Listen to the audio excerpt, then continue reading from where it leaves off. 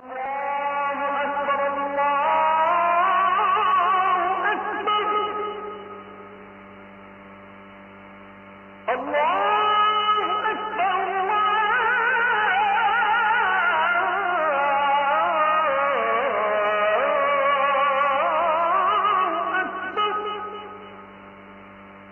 করিম সাল্লাল্লাহু আলাইহি ওয়াসাল্লাম বলেছেন, সাবআতুন ইউযিল্লুহুমুল্লাহু ফি যিল্লিহি ইয়াওমা লা যিল্লা ইল্লা যিল্লুহ।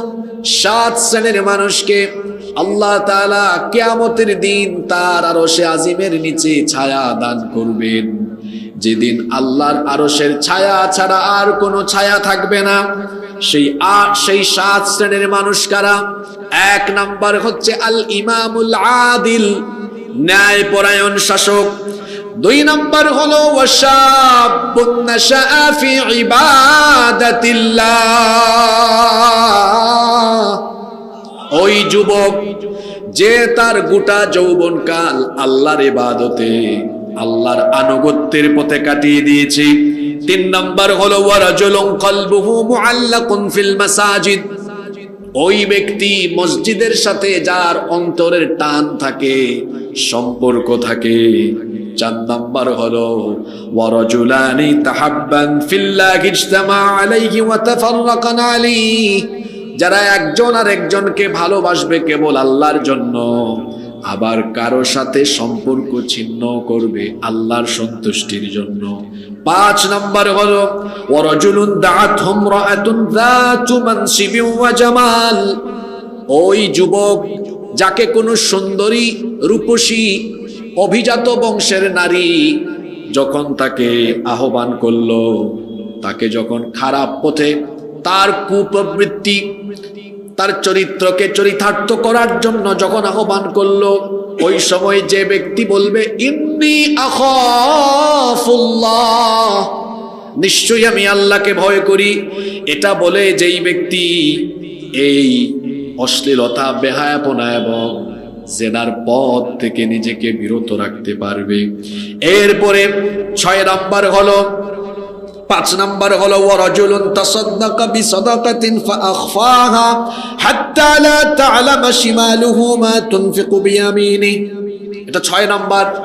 ছয় নাম্বার হলো ওই ব্যক্তি যেই ব্যক্তির ডান হাত কি ব্যয় করে বাম হাত তার খবরও জানে না। সাত নাম্বার হলো ওয়ারাজুলুন যাকারাল্লাহু খালিয়ান ফাফাদাত আইনা, যেই ব্যক্তি নীরবে নিভৃতে একাকী আল্লাহর ভয়ে চক্ষু থেকে পানি ঝরায়।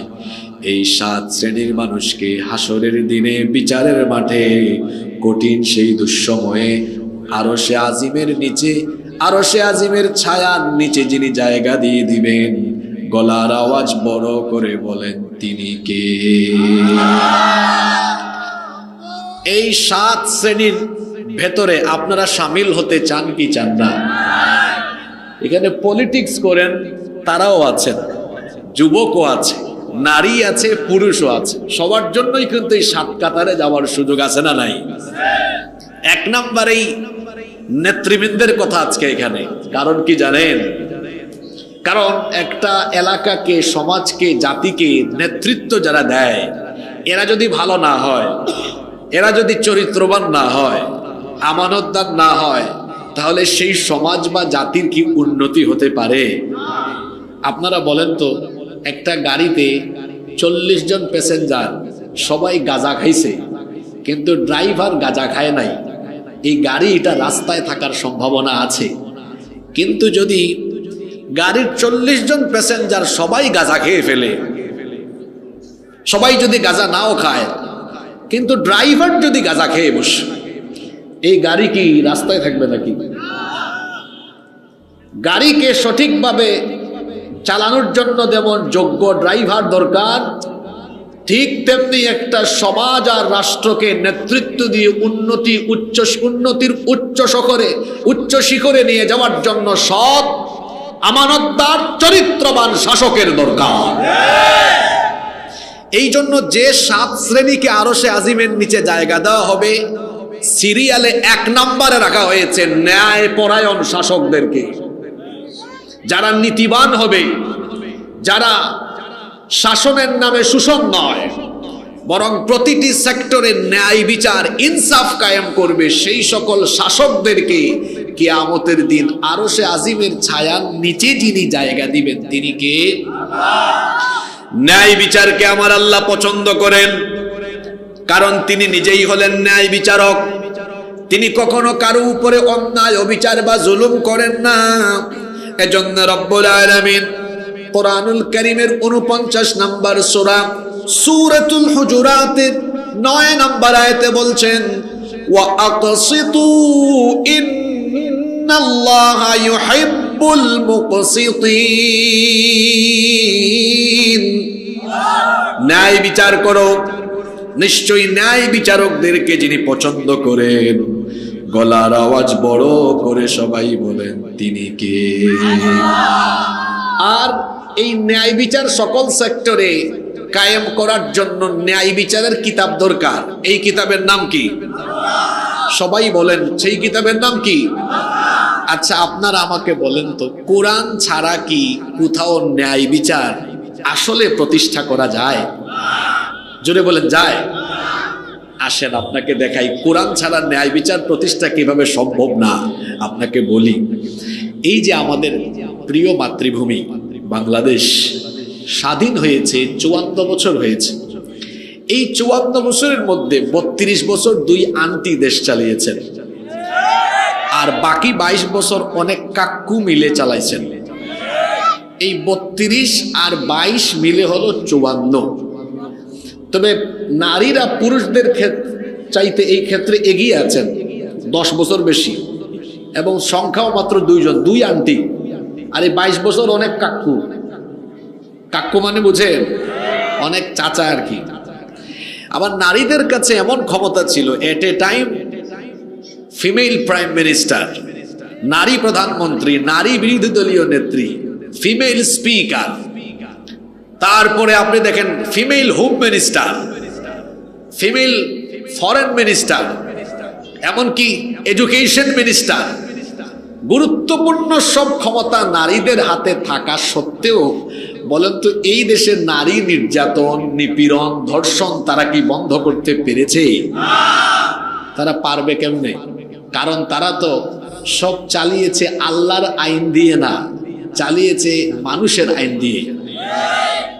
আর 32 বছরের পরে বাকি 22 বছরের কাকুরাও একই কায়দায় ওই মানুষের আইন দিয়ে চালিয়েছেন।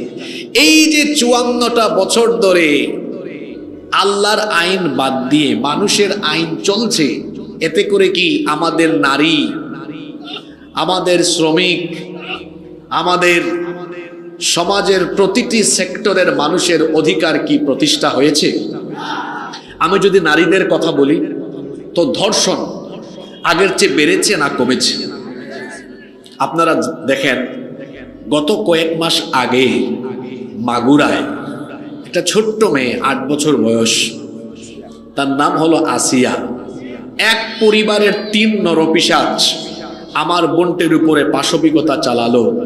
কয়েকদিন সে হাসপাতালে থেকে খুব কষ্ট পেয়ে দুনিয়া থেকে চলে গিয়েছে। তার কবরে ঘাস উঠে গিয়েছে। সবাই বলেন তো তার ধর্ষকরা এখনো বেঁচে আছে না নাই? আপনাদের কি জবাব দিতে কষ্ট হয়?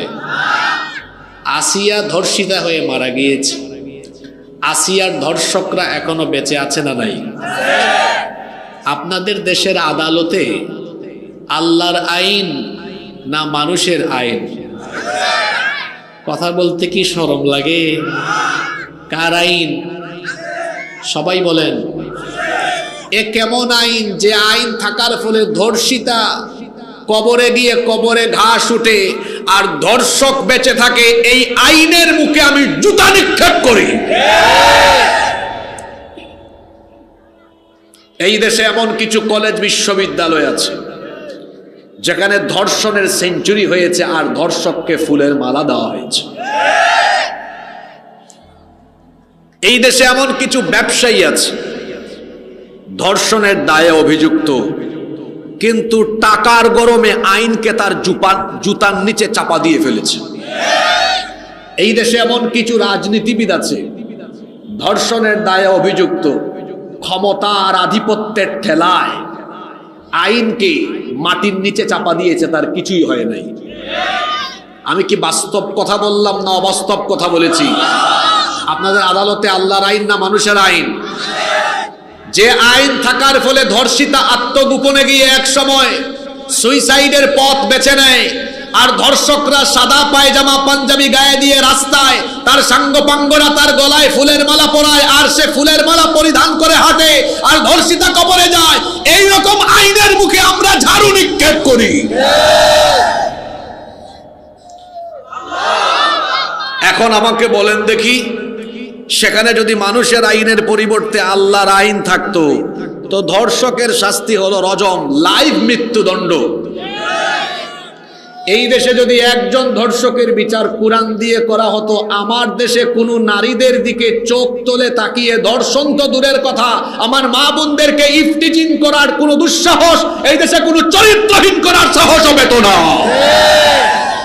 এখন আপনারা বলেন, আপনাদের নিজেদের লাভের জন্য মানুষের আইন ভালো না আল্লাহর আইন ভালো? জোরে বলেন, কার আইন ভালো? আল্লাহ।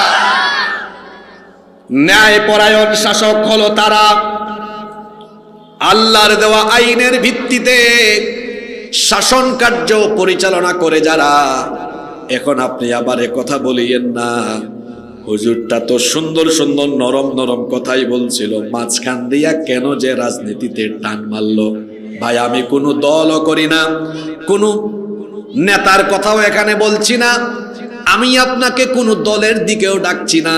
তবে এতটুকু বলবো, যারা নেতৃস্থানীয় পর্যায়ে থেকে কোরআন সুন্নাহর ভিত্তিতে শাসন কার্য পরিচালনা করতে চায় না, মুসলমানদের সাথে তাদের কোনো সম্পর্ক থাকতে পারে না। কারণ কোরআন হাদিস নাই যেখানে আমরা নাই।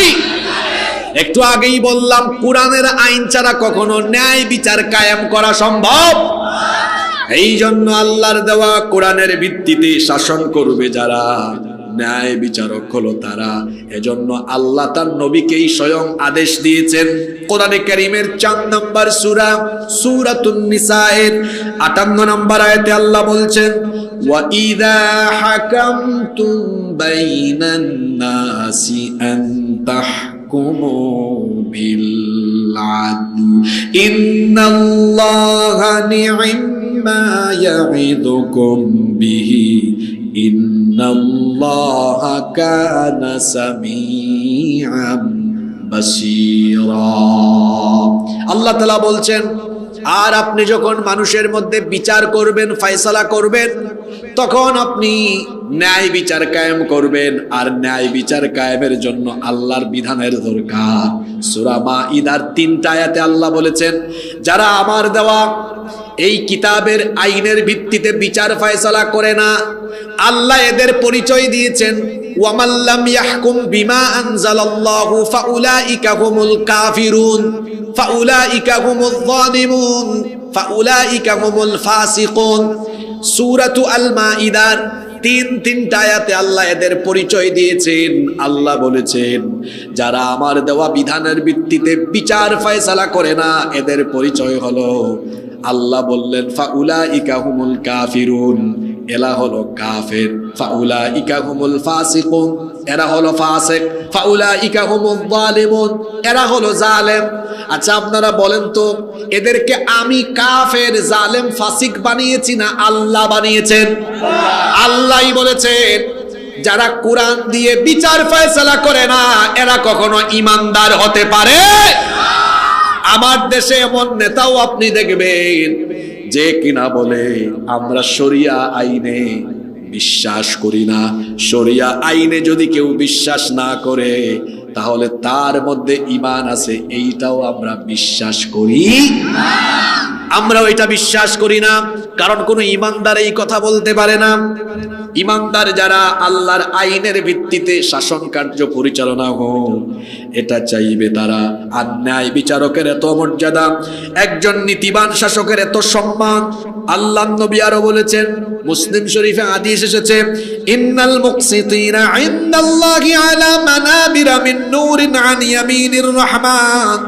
আল্লাহর নবী বলেছেন, কিয়ামতের দিন ন্যায় বিচারকদেরকে আল্লাহ তাআলার আরশে আজিমের ডান দিকে, আল্লাহ তাআলার আরশে আজিমের ডান দিকে নূরের তৈরি একটা সিংহাসনের মধ্যে তাদেরকে সমাসীন করা হবে। কত সম্মান, কত মর্যাদা তাদের। আল্লাহর কিতাব ছাড়া ন্যায় বিচার করা যায় না। আল্লাহ নবীর আদালতে একবার মাখজুমিয়া গোত্রের কুরাইশি একজন সম্ভ্রান্ত নারীকে তোলা হলো। সেই নারীর অপরাধ ছিল চুরির অপরাধে তাকে আদালতে তোলা হয়েছে। সাহাবায়ে কেরাম এবার গুঞ্জন শুরু করেছেন, এত সম্ভ্রান্ত বংশের নারী এখন যদি আল্লাহর নবী বিচার করতে গিয়ে কোরআন থেকে রায় দেন, তাহলে কোরআনের রায় হলো চোর সে পুরুষ বা নারী হোক, অপরাধ প্রমাণিত হলে হাত কেটে দাও। আমার দেশে এমন অনেকে আছে যারা কোরআনের আইনকে অসভ্য আর বর্বর আইন বলে আখ্যায়িত করে। নাউজুবিল্লাহ। এটা কারা বলে জানেন? যাদের তলে তলে চুরি চামারি দুর্নীতি লুটপাটের অভ্যাস আছে, যারা তলে তলে চুরি চামারি দুর্নীতি করে, চোর চামার দুর্নীতিবাজ যারা কোরআনের আইন চায় না তারা। কারণ এগুলো চালু হলে তো সে আর চুরি করতে পারবে। সাহাবীরা একত্রিত হয়েছেন, পরামর্শ করছেন, নবীজির কাছে সুপারিশ করবেন যেন এই মহিলার রায় একটু হালকা করে দেওয়া হয়। তারা উসামা ইবনু যায়েদ রাদিয়াল্লাহু আনহুকে সুপারিশ নিয়ে পাঠালেন। তিনি গেলেন, যাওয়ার পরে আল্লাহর নবীকে যখন বিচারের রায় একটু হালকা করে দেওয়ার সুপারিশ করলেন, আল্লাহর নবী সব সাহাবীদেরকে ডাকলেন। সব সাহাবীদেরকে ডেকে বললেন, সাহাবীরা এত বড় দুঃসাহস তোমরা কেমনে দেখালে?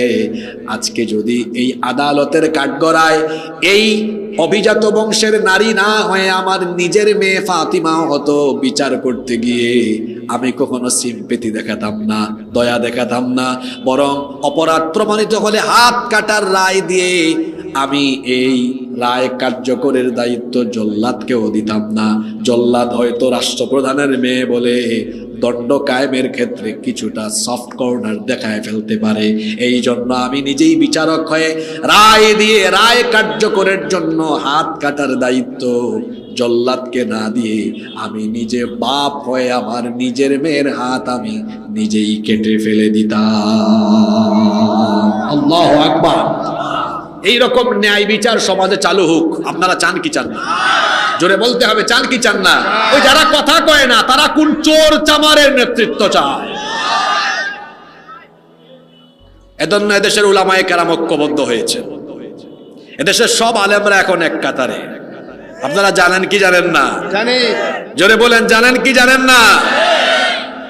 সব আলেমরা এক হয়ে গিয়েছেন। আমরাও আলেমদের সাথে আছি না নাই? আল্লাহ আমাদেরকে আলেমদের সাথী বানান। এক নাম্বার হলো আল ইমামুল আদিল, ন্যায় পরায়ণ শাসক যারা আল্লাহর আরশে আজিমের নিচে জায়গা পাবে তারা। দুই নাম্বার হলো ওয়াশাবুন নাশাআ ফি ইবাদাতিল্লাহ, ওই যুবক যে তার যৌবনকাল আল্লাহর ইবাদতে কাটিয়েছে। ও আমার কলিজার টুকরা যুবক ভাইয়েরা, সবাই বলেন তো দেখি আমাদের জীবনের এই শ্রেষ্ঠ দৌলত, এই যৌবনের শক্তি আর সামর্থ্য দিয়েছেন কে? আল্লাহ। আরো জোরে বলেন কে? আল্লাহর দেওয়া যৌবনের শক্তি সামর্থ্যকে আল্লাহর পথে ব্যয় না করে কোথায় ব্যয় করছেন? মনে রাখবেন, মানুষের জীবনের সবচাইতে শ্রেষ্ঠ সময় বা গোল্ডেন টাইম, সোনালী সময় হলো যৌবনকাল। এই জন্য কিয়ামতের মাঠে যৌবনের ব্যাপারে আল্লাহ জিজ্ঞাসাবাদ করবেন। আল্লাহ আপনাকে বলবেন, আমার বান্দা, হাসরের মাঠে অবশ্যই তোমার যৌবনের হিসাব আমার কাছে দিতে হবে। আল্লাহ বলবেন, মুসলিম শরীফে হাদিস এসেছে, 5টি প্রশ্নের জবাব না দিয়ে কিয়ামতের দিন কেউ এক কদম নড়ার সুযোগ পাবে না। তার মধ্যে একটা প্রশ্ন করা হবে, আন শাবাবিহি ফিমা আবলাহু, তোমার যৌবনকাল কোথায় কেমনে কাটিয়েছো? যৌবনের হিসাব যার কাছে দেওয়া লাগবে, গলার আওয়াজ বড় করে বলেন তিনি কে? আল্লাহ। আপনারা বলেন তো, যৌবনের সময় মানুষের শরীরে শক্তি সামর্থ্য কম থাকে না বেশি থাকে? কষ্ট হচ্ছে আপনাদের? যুবক ভাইয়েরা একটু মনোযোগী হন। যৌবনকালে শরীরের শক্তি কম থাকে না বেশি থাকে? আমাদের শরীরের যৌবনের শক্তি দিলেন কে? কিন্তু আমরা কি করছি? যৌবনের শক্তি সামর্থ্য আল্লাহকে বা আল্লাহর দ্বীনের পথে আমরা খরচ না করে এটা খরচ করছি আমরা বিভিন্ন আজে বাজে মিছিলে গিয়ে।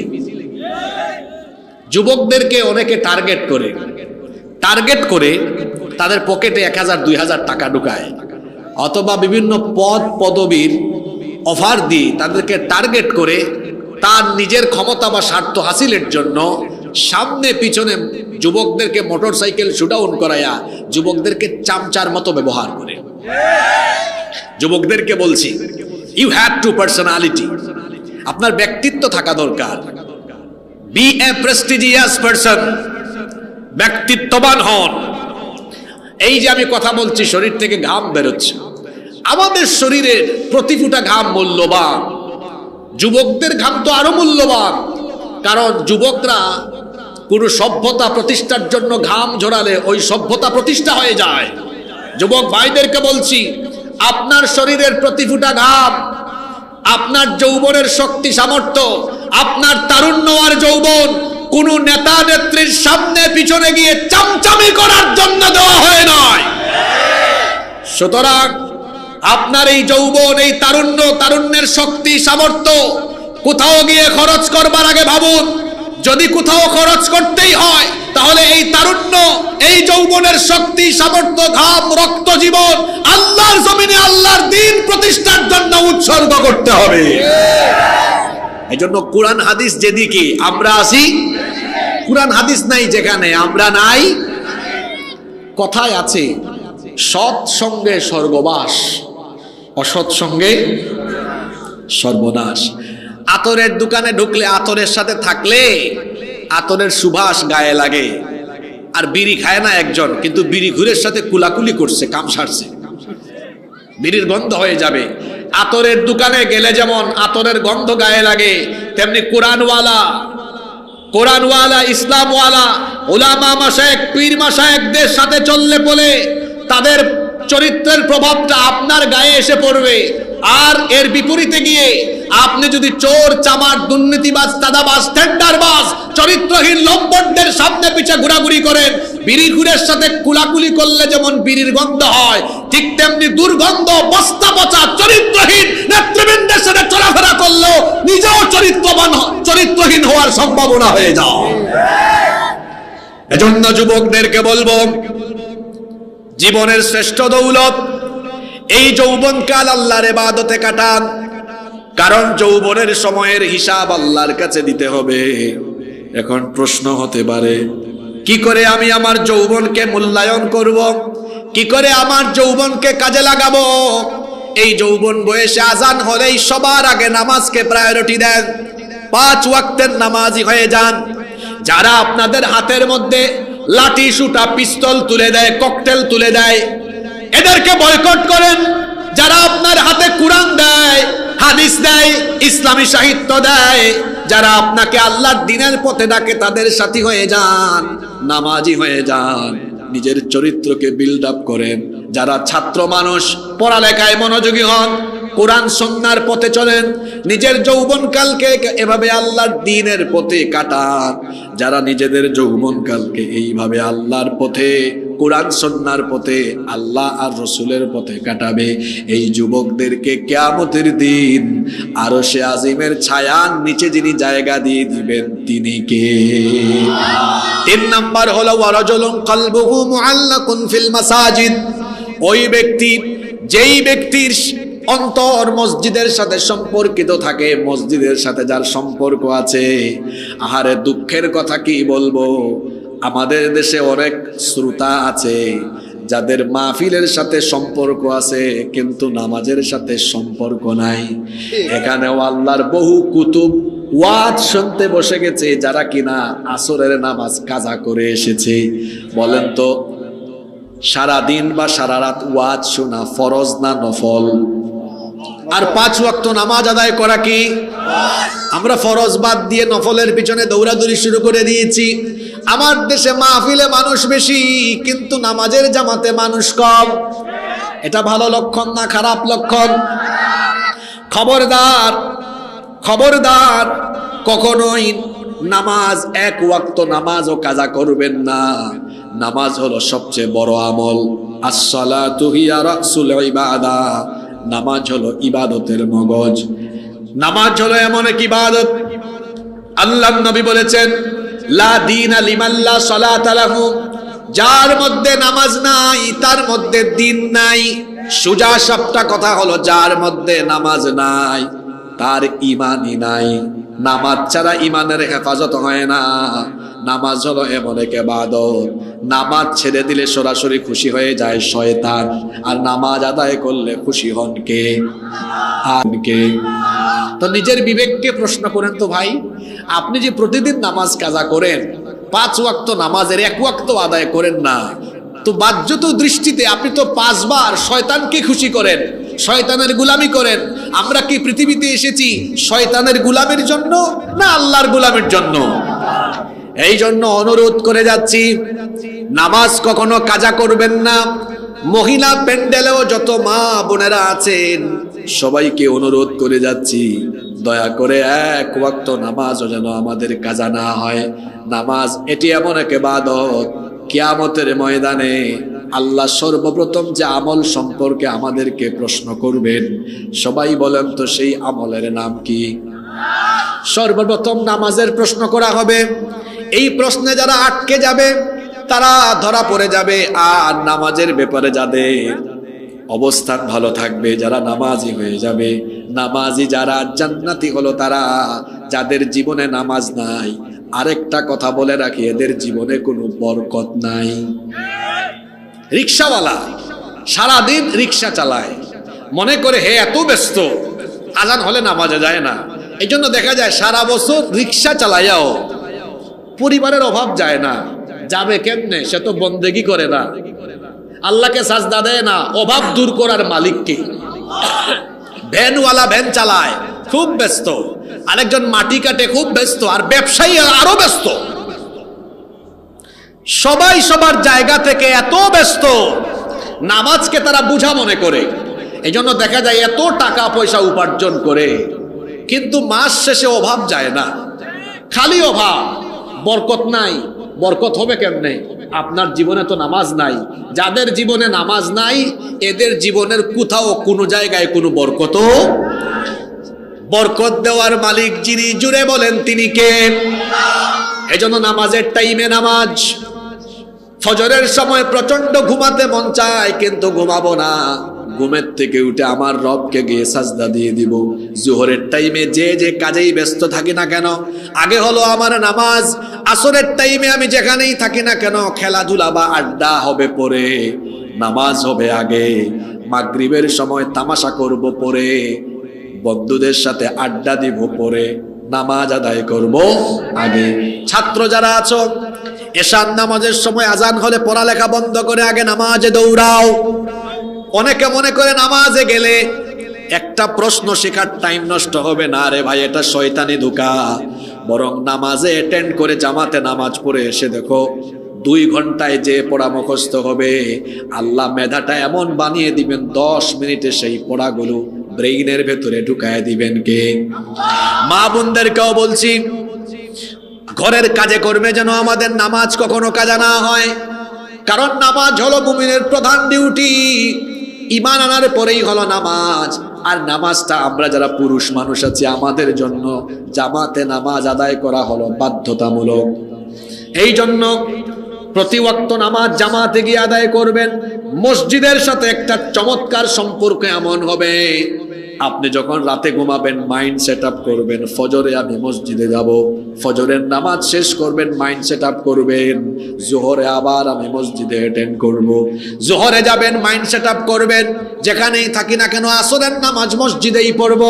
আসর শেষ করবেন, মাইন্ড সেট আপ করবেন, যেখানেই যে অবস্থায় থাকি না কেন মাগরিবের নামাজে আবার আমি মসজিদে অ্যাটেন্ড করব। মাগরিব শেষ করবেন, মাইন্ড সেট আপ করে ফেলবেন, যে অবস্থায় থাকি না কেন এশা গিয়ে মসজিদে আদায় করব। এইভাবে করে যারা মসজিদের সাথে তাদের অন্তরের একটা তাআল্লুক পয়দা করে, আল্লাহর নবী বলেছেন মসজিদের সাথে তাআল্লুক পয়দাকারী এই সকল লোকদেরকে কিয়ামতের দিন আল্লাহ তাআলা তার আরশে আজিমের ছায়ার নিচে জায়গা দিয়ে দিবেন। 4 নাম্বার হলো ওয়ারাজুলান তাহাব্বান ফিল্লাহি ইজতামা আলাইহি ওয়া তাফাররাকান আলাইহি। ওই ব্যক্তি, ওই সকল ব্যক্তিরা যারা একজন আরেকজনকে ভালোবাসবে আল্লাহর সন্তুষ্টির জন্য, আবার কাউকে ঘৃণা করবে, কারো সাথে সম্পর্ক ছিন্ন করবে, কার সন্তুষ্টির জন্য? এখন আমরা কাউকে ভালোবাসি আল্লাহর সন্তুষ্টির জন্য। যুবকরা তো ভালোবাসার পাগল। রাস্তায় এক সুন্দরী মেয়ে পাইছে, হ্যাঁ, মনে মনে তার বলতে ইচ্ছা করে যে যদি গিয়ে বলতে পারতাম আই লাভ ইউ। তো এই আই লাভ ইউর মধ্যে আল্লাহর সন্তুষ্টি আছে? জোরে বলতে হবে, সন্তুষ্টি আছে? আমি কাউকে ভালোবাসবো আল্লাহর সন্তুষ্টির জন্য, আবার কাউকে ঘৃণাও করব আল্লাহর সন্তুষ্টির জন্য। আপনি যে একটু আগে আই লাভ ইউ বলতে মন চায় যেটা বলেছেন, ওটা থেকে দূরে থাকলে খুশি কে? জোরে বলে, দূরে থাকলে খুশি কে? কারোর সাথে সম্পর্ক হবে, আপনার সাথে আমার সম্পর্ক হবে আল্লাহর সন্তুষ্টির জন্য, আবার আপনার সাথে আমার সম্পর্ক ছিন্ন হবে আল্লাহর সন্তুষ্টির জন্য। আমরা এটা করতে পারি না, এটা করতে পারি না। অনেকেই মনে করেন আমার ভাই, উনি আল্লাহর দ্বীনকে ভালোবাসেন, এই জন্য আমি উনাকে ভালোবাসি। তাহলে এই ভালোবাসাটা হলো কার জন্য? এখন উনি বলতেছেন এমন কথা, এমন কাজ উনি করেন যা দ্বীনের সাথে সাংঘর্ষিক, ইসলামের সাথে সাংঘর্ষিক। এখন তার সাথে আমার আর সম্পর্ক থাকবে না, আমি তার সাথে সম্পর্কটাও ছিন্ন করব, কার সন্তুষ্টির জন্য? আপনারা কি এটা করতে পারেন? আপনারা এমন দলকানা, এমন দলান্ধ, কথাটা আবার বলছি, আপনারা এমন দলকানা, এমন দলান্ধ, এই বাংলাদেশের বেশিরভাগ মানুষ এমন দলকানা, এমন দলান্ধ, তার নেতা যদি ইসলামের বিরুদ্ধেও কথা বলে তারপরও সে তার নেতার ছায়া তলে থাকে, ইসলামের বিরুদ্ধে গেলেও সে থাকে। এমন দলান্ধ, এমন দলকানা। আমি কাউকে ভালোবাসবো আল্লাহর সন্তুষ্টির জন্য, আবার আমি কারো সাথে সম্পর্ক ত্যাগ করব, এটাও আল্লাহর সন্তুষ্টির জন্য। আমাদের ভালোবাসা কাউকে ঘৃণা করা, এটা হবে কার জন্য? আবু দাউদে হাদিস এসেছে, আল্লাহর নবী বলেছেন, মান আহাব্বা লিল্লাহ ওয়া আবগাদা লিল্লাহ ওয়া আ'তা লিল্লাহি ওয়া মানা'a লিল্লাহ ফাকাদ ইসতাকমালাল ঈমান। যে আল্লাহর জন্য কাউকে ভালোবাসে, আবার আল্লাহর জন্য কারো সাথে সম্পর্ক ছিন্ন করে, আল্লাহর নবী বলেছেন তার ঈমানটা পরিপূর্ণ হয়ে গিয়েছে। সুবহানাল্লাহ। এজন্য আমরা ভালোবাসাটা, পারস্পরিক ভালোবাসাটা হবে আল্লাহর জন্য, কারোর সাথে সম্পর্কও ছিন্ন হয়ে যাবে, কার সন্তুষ্টির জন্য? নাম্বার 5, সময় যেহেতু শর্ট এই জন্য সংক্ষেপে সংক্ষেপে বলে যাচ্ছি। 5 নাম্বার, ওয়ারাজুলুন দাআতহু ইমরাআতুন যাতু মানসিবি ওয়া জামাল। ওই ব্যক্তি যাকে কোনো অভিজাত বংশীয় সুন্দরী নারী তাকে চরিতার্থ করার জন্য অফার করে, কিন্তু সেই ব্যক্তি তখন বলে ইন্নী আখাফুল্লাহ, আমি আল্লাহকে ভয় করি। আল্লাহর ভয়ে যেই ব্যক্তি এই রকম অপকর্ম থেকে, অর্থাৎ জিনা ব্যভিচার থেকে নিজেকে হেফাজত করে, সেই ব্যক্তিও আল্লাহর আরশে আজিমের নিচে জায়গা পাবে। এটা বড় চ্যালেঞ্জের ব্যাপার। এখানে বহু যুবক যুবতী, বহু তরুণ তরুণী আছেন। প্রত্যেককে আমি বলবো নিজের চরিত্রের ক্ষেত্রে সতর্ক হয়ে যান। চরিত্র হলো একটা বিরাট বিষয়। এই চরিত্রকে যারা ঠিক রাখতে পারবে তাদেরকে আল্লাহ খুশি হয়ে জান্নাত দিয়ে দিবেন। চরিত্রকে ঠিক রাখার জন্য আল্লাহর ভয় অন্তরে পয়দা করতে হবে। যুবক ভাইদেরকে বলছি, নিজের চরিত্র ঠিক ইউসুফ আলাইহিস সালামের মতো চরিত্রটাকে বিল্ড আপে ট্রাই করেন। ইউসুফ আলাইহিস সালাম, যাকে আল্লাহ তাআলা দুনিয়ার অর্ধেক সৌন্দর্য দান করেছিলেন, যাকে দেখে চোখ ফেরানো যেত না, যেই নবীকে দেখে মিশরের সুন্দরী রূপসী মেয়েরা ফল কাটতে গিয়ে নিজেদের আঙ্গুল পর্যন্ত কেটে ফেলে দিয়েছিল, তারা টেরও পায় নাই। আল্লাহু আকবার। এত সুন্দর সুপুরুষ তিনি ছিলেন। যেই ঘরে তিনি লালিত পালিত হচ্ছিলেন, সেই ঘরের সুন্দরী মহিলা জুলাইখা প্রত্যেক দিন ইউসুফ আলাইহিস সালামকে তার চোখের সামনে দেখে একদিন সে নির্জনে তার দাসীর মাধ্যমে তার একেবারে খাস কামরায় নিয়ে আসলো। এরপরে বলল, ইউসুফ, এখানে তুমি আর আমি আছি, আর কেউ নাই, আসো, এতদিন যাবত আমার হৃদয়ের লালন করা মনোবাসনা পূরণ করো। ইউসুফ আলাইহিস সালাম বললেন, কে বলেছে এখানে তুমি আমি ছাড়া কেউ নাই? আমাদের কর্মকাণ্ড যিনি দেখছেন তিনি কে? আল্লাহ সবই জানেন। জুলাইখা নানা কৌশলে ইউসুফ আলাইহিস সালামকে ফুসলানোর চেষ্টা করলো। তিনি বুঝে ফেললেন দুষ্ট নারীর এই ষড়যন্ত্র চক্রান্ত থেকে কি করে তিনি বাঁচবেন। তিনি এবার পরিকল্পনা করতে লাগলেন, কিন্তু দেখলেন সবগুলো দরজা লক করা। 7টা দরজা ছিল, সবগুলো দরজায় জুলাইখা তালা লাগিয়ে দিয়েছে। কি করে এই বন্ধ দরজা খুলে এই লক করা দরজাগুলো আনলক করে তিনি বের হবেন? তিনি আল্লাহকে ভয় করে, আল্লাহর উপর তাওয়াক্কুল করে তিনি এবার যখন বন্ধ দরজার দিকে দৌড় মারলেন, আল্লাহ তাআলা খুশি হয়ে 7টা দরজার প্রত্যেকটা দরজা একটা একটা করে খুলে দিয়ে দরজা তার জন্য আল্লাহ উন্মুক্ত করে দিলেন। যুবক ভাইদেরকে এমনই হতে হবে। রাস্তাঘাটে কোনো সুন্দরী রূপসী নারী আমার চোখের সামনে গেলেও আমি তাকাবো না, কারণ আমার আল্লাহ বলেছেন পরনারী থেকে নিজের চক্ষুকে নিম্নগামী করে রাখতে হবে। হুকুমটা কার? এইভাবে করে যারা নিজের চরিত্রের হেফাজত করবে তাদেরকেও আল্লাহ আরশে আজিমের নিচে ছায়ার নিচে জায়গা দিবেন। 6 নম্বর হলো ওয়ারাজুলুন তাসাদদাকা বিসাদাকাতিন ফাআখফাহা হাত্তা লা তা'লামা শিমালুহু মা তুনফিকু বিয়ামিনিহি। ওই ব্যক্তি যার ডান হাত কি দান করে বাম হাত খবরও পায় না। দানশীল ব্যক্তি যারা সব সময় আল্লাহর পথে দান করে। আল্লাহর পথে দান করার জন্য বিরাট বড় কলিজা থাকা লাগে। অনেক ব্যক্তিকে আল্লাহ টাকা দিয়েছে, পয়সা দিয়েছে, কিন্তু তার মনটা বড় সংকীর্ণ, দান করার মানসিকতা তার নাই। আবার অনেকে আছে টাকা পয়সা কম আছে কিন্তু মনটা বড় উদার, মনটা বড় উদার। তার কাছে যা আছে তার নিজের প্রয়োজনের পরে আল্লাহর দ্বীনের পথে খরচ করতে থাকে। এই লোকগুলো হলো বুদ্ধিমান। সম্পদ কখনো সঞ্চয় করবেন না। বোকা যারা সম্পদ সঞ্চয় করে তারা, যাদেরকে আল্লাহ সম্পদের নামত দিয়েছেন, অর্থবিত্ত দিয়েছেন, নিজের এবং নিজের পরিবারের জন্য খরচ করবেন। নিজের পরিবারের প্রয়োজন মেটানোর উপরে যা থাকবে বাকি সবটুকু আল্লাহর পথে দান করে দিতে থাকবেন। কারণ হলো এই সম্পদ দিয়েছেন কে? বেশি সম্পদ হলে টেনশনও বেশি বাড়ে। বেশি সম্পদ হলে টেনশন যেমন বাড়ে, ঠিক তেমনি ভাবে বেশি সম্পদ হলে পরে বেশিরভাগ ক্ষেত্রে অনেক মানুষ বিপদেও চলে যেতে পারে। তাই বলে সম্পদশালী যে হবেন না বিষয়টা এমন নয়। সম্পদশালী হবেন, কিন্তু সম্পদ নিজেরা নিজের পরিবারের প্রয়োজন মেটানোর পরে বাকিটুকু আল্লাহর পথে দান করবেন। আর যারা আল্লাহর পথে দান করে তাদের সম্পদ কখনো কমে না, বরং তাদের সম্পদে বরকত আরো বাড়ায়া দেন কে? জোরে বলেন, বাড়ায়া দেন কে?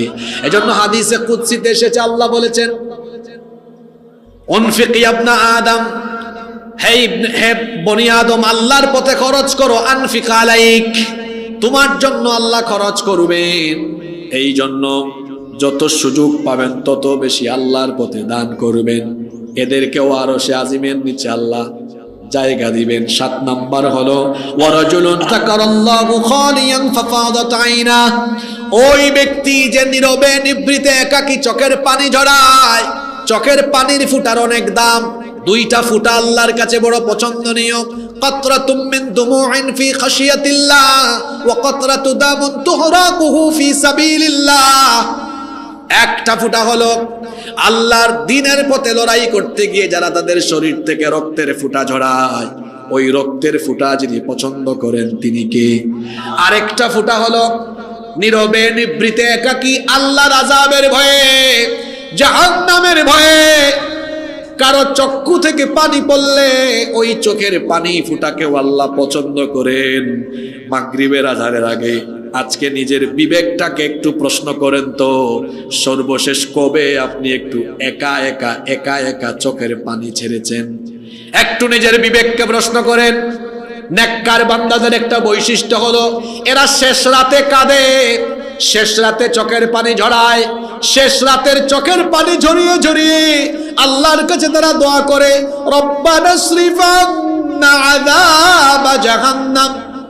এই কথাগুলো আমি সময়ের কারণে এতগুলো আয়াত আমি পড়তেও পারছি না। সূরা ফুরকানের শেষের দিকে আল্লাহ বলেছেন, এই সকল বান্দাদের বৈশিষ্ট্য হলো ওয়াল্লাযীনা ইয়াবিতুনা লিরাব্বিহিম সুজদান ওয়া কিয়ামা। শেষ রাতে এরা রুকু সাজদা দিয়ে রাত কাটায় আর আল্লাহর দরবারে বলে রব্বানা সরিফ আন্না আযাব জাহান্নাম ইন্না আযাবাহা কানা গরামা।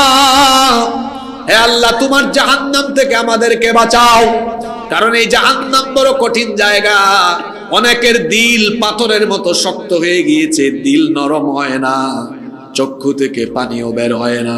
একজন সাহাবী এসে নবীজিকে বললেন, ওগো আল্লাহর নবী, আমার দিল পাথরের মতো শক্ত, চোখ দিয়ে পানি বের হয় না, কি করে দিলটা নরম হবে?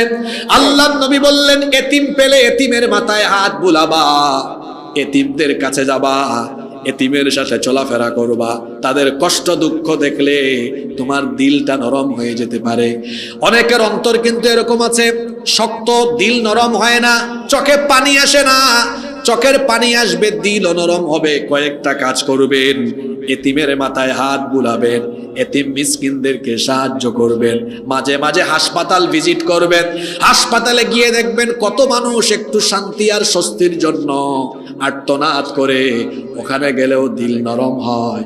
আরেকটা জায়গা হলো যেখানে গেলে দিল আরো বেশি নরম হয়, ওই জায়গার নাম হলো কবরস্থান। ওখানে গেলে দেখবেন কত মানুষ আপনার আগে টাকাওয়ালা, বাড়িওয়ালা, ক্ষমতাওয়ালা কবরে ঘুমিয়ে আছে। ওখানে গিয়ে ফিল করবেন, আহারে একদিন তো আমাকে ওই সুন্দর পৃথিবীর সকল আরামায়েশ ত্যাগ করে এই কবরের মাটিতে ঘুমিয়ে যেতে হবে। যখন এভাবে উপলব্ধি করবেন, ফিল করবেন, দিলটাকে নরম বানিয়ে দিবেন কে? নীরবে নিভৃতে একাকী আল্লাহর আযাবের ভয়ে, আল্লাহর ভয়ে চক্ষু থেকে পানি ঝরায় যারা, আল্লাহর আরশে আজিমের নিচে জায়গা পাবে তারা। কিয়ামতের দিন, হাসরের ময়দানে, কঠিন বিচারের দিনে, যেই দিন আল্লাহর আরশে আজিমের ছায়া ছাড়া আর কোনো ছায়া থাকবে না, সেই দিন এই 7 শ্রেণীর মানুষকে আরশে আজিমের নিচে ছায়া দিবেন কে? এই 7 কাতারে আমরা থাকতে চাই কি চাই না? সবাই তো বলছেন চাই। দেখি একটা আমল এখন বসে বসেই করি। এই 7-এর মধ্যে 6 নাম্বার হলো যারা আল্লাহর পথে সাদাকার হাতকে প্রসারিত করে। ঠিক না বেঠিক? এখন ব্যাগ ঢুকবে চতুর্দিক থেকে। আমরা সবাই আমাদের এই হাতকে দানের হাত এখনই বানিয়ে ফেলবো। সবাই আমরা সামিল হয়ে যাব। যারা দাঁড়িয়ে আছেন তাদের কাছেও যাবেন। ওরা বেশি ভদ্র মানুষ তো, পাশার মধ্যে মাটি লাগবে, এই জন্য বসতে পারে নাই। আমি কথাগুলো বলতাম, আমাকে তো আপনারা সময় দিয়েছেন বড় কম। আমি তো চলে আসছি জোহরের নামাজের পরে, আমি 40-45 মিনিট সময় পাইছি। এই জন্য চাইলেও আমি কোথাও বসলে চেষ্টা করি 150 আয়াত পড়তে একটা টপিকের ভিতরে, সময় পাই নাই তো। নাহলে প্রথমেই ওই ভদ্র মানুষদের উদ্দেশ্যে বলতাম, জমিনে বসলে অহংকার কমে, এটা মনে রাখবেন। শুধু তাই নয়, জমিনে বসার আরেকটা ফায়দা আছে। ইয়াউমা ইদিন তুহাদ্দিসু আখবারাহা, জমিন কিয়ামতের দিন আল্লাহর কাছে খবর পড়বে, খবর বলবে। দেখেন না, রাত 8টার খবর, 10টার খবর নিউজ প্রেজেন্টাররা পড়ে, কিয়ামতের দিন জমিন খবর বলবে। সাহাবীদেরকে নবীজি বললেন, তোমরা কি জানো জমিনের খবর কি? সাহাবীরা বললেন, না, আপনিই বলেন, আপনি জানেন, আল্লাহ আর আপনি ভালো জানেন। তিনি বললেন, ফাইন্না আখবারুহা আন তাশহাদা আলা আবদিন ওয়া আমাতিন বিমা আমিলাত আলা যাহরিহা তাকুলু কাযা ওয়া কাযা।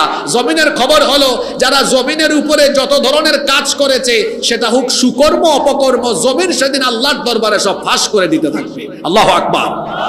আপনি এখানে বসতে পারতেন, দাঁড়ায়া থাকলেন। যাই হোক, বসেন। আমি গজলের শিল্পী না, আমি ওয়াজের শিল্পী, কোরআনের শিল্পী। আমি আপনাদের এলাকায় আসলে মাঝে মাঝে কিছু শ্রোতারা গানের রিকোয়েস্ট করে, আজানের রিকোয়েস্ট করে। আজান শুনতে মন চাইলে ফজরের 1 ঘন্টা আগে উঠে বসে থাকবেন, মুয়াজ্জিনের আজান শুনবো। ওই টাইমে ঘুমায়, সে আজান প্রেমিক।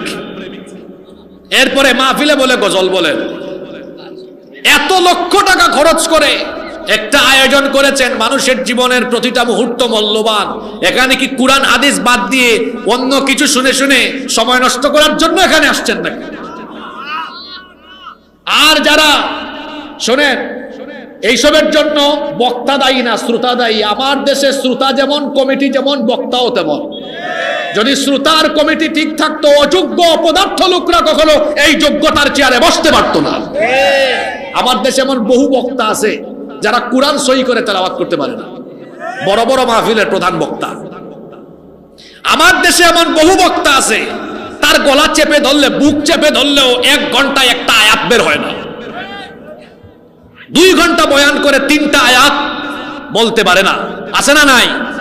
তো নাম তো দিয়েছেন দেখি এখানে তাফসিরুল কোরআন মাহফিল। তাফসির মাহফিলে কোরআন থেকে হাদিস থেকে আলোচনা হবে, কোরআন হাদিসের কথা ছাড়া অন্য কথা বলার সময় এখানে থাকবে না। কি আশ্চর্য কথা! একটা গজল বলেন, একটা আজান দেন, একটু পরে আজান হবে, এই আজান শুনে তারপর জামাতে শামিল হবেন। এটাই হলো আজানের প্রতি মহব্বত। আমি সংক্ষিপ্ত সময়ে আরশে আজিমের নিচে ছায়াপ্রাপ্ত 7 শ্রেণীর নাম বলেছি। আল্লাহ, এই 7 শ্রেণীর মধ্যে তুমি আমাদেরকে শামিল করে দাও। যত কথা বলেছি আল্লাহ, এগুলোর উপরে আমাদেরকে আমলের তৌফিক দান করে দাও।